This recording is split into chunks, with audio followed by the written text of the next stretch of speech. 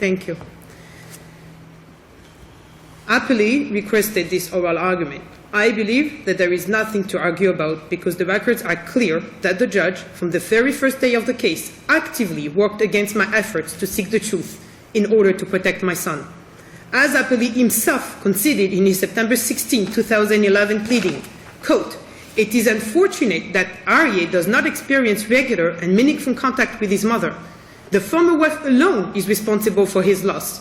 This court has made every effort to induce the former wife to change course over a period of over 2 years. Nothing succeeded.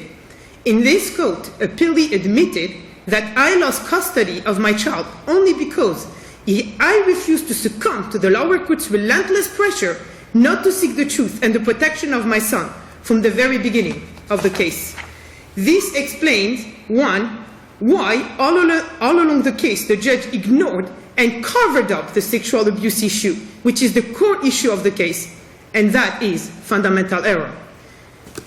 Two, this explains also his concessions explains why the court omitted from its final judgment all the information that supported the abuse allegations.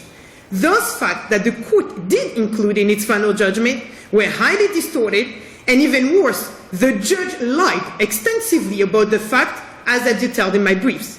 And I need not to remind this court that it cannot affirm a lie. Counsel, Three. I have to interrupt there. The court did what it did, and it is improper even for a citizen to accuse the court in an order of lying. I'm sorry. So then I will correct myself and say that I mean to say that the court did not properly report the facts in the final judgment. You have about 2 minutes left.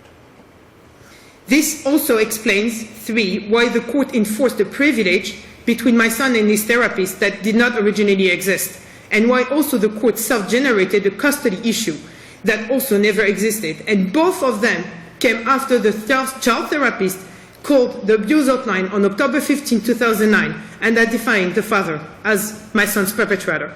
As I wrote in my brief, no judge in his or her right mind would protect a child's privilege over the actual child, allowing a child to be sexually abused in order to keep his privilege intact. Finally, my last point is that there is no, in the records, there is no competent substantial evidence that I coached my child, that I grilled the child in a way that led him to make his statements, or that I am delusional.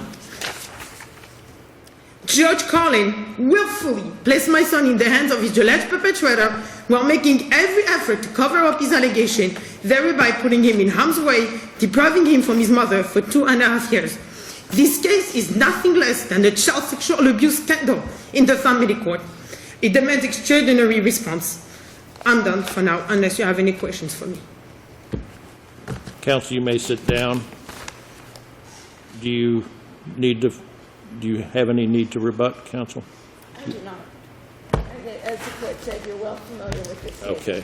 Counsel, because she has declined to respond, you do not get rebuttal time. Court will be in recess.